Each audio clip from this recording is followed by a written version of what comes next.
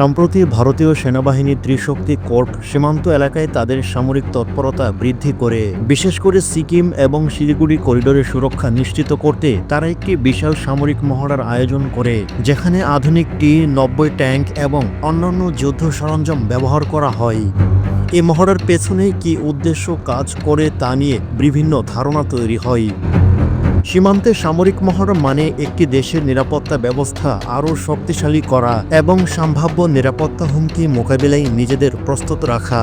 সামরিক মহড়া চালিয়ে কোনো দেশ যদি তাদের সামরিক সক্ষমতা পরীক্ষা করে, তবে এটি আন্তর্জাতিকভাবে স্বাভাবিক একটি বিষয়। বিশ্বের বিভিন্ন প্রান্তে অনেক সময় সামরিক মহড়া পরিচালনা করে থাকে অনেক দেশ। এবার সে তালিকায় ভারতের নাম যুক্ত হলো। ভারতীয় সেনাবাহিনী ত্রিশক্তি কোর্পস সিকিম এবং শিলিগুড়ি করিডোরের সুরক্ষা নিয়োজিত এবং তারা 1 মাসব্যাপী পাইলট ফায়ার মহড়া সফলভাবে পরিচালনা করছে।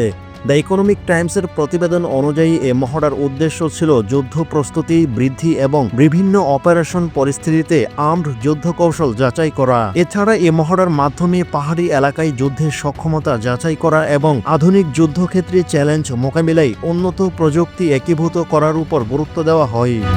প্রতিবেদনে আরও উল্লেখ করা হয়, এ মহড়ায় ভারতীয় সেনাবাহিনীর সবচেয়ে আধুনিক যুদ্ধ ট্যাঙ্ক T-90 ব্যবহার করা হয়।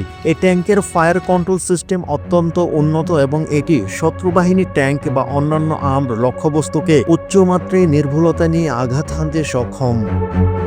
এর পাশাপাশি এটি অ্যান্টি ট্যাঙ্ক গাইডেড মিসাইলও ফায়ার করতে পারে, যা দীর্ঘ দূরত্ব থেকে শত্রুর ট্যাঙ্ক বা যে কোনো বাহিনীর উপর আঘাত করতে পারে। ট্যাঙ্কটি রাতে আরও কার্যকরী কারণ এতে ইমার্জেন্সি সাইট উন্নত সেন্সর রয়েছে, যা যে কোনো আবহাওয়ায় যুদ্ধ করার সক্ষমতা প্রদান করে।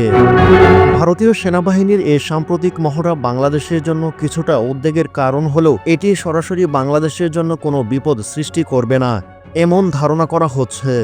তাই ভারতীয় সেনাবাহিনীর এ মহড়াকে বাংলাদেশের প্রতি কোনো আক্রমণাত্মক পদক্ষেপ হিসেবে দেখা উচিত নয় বলে মনে করে বিশেষজ্ঞরা।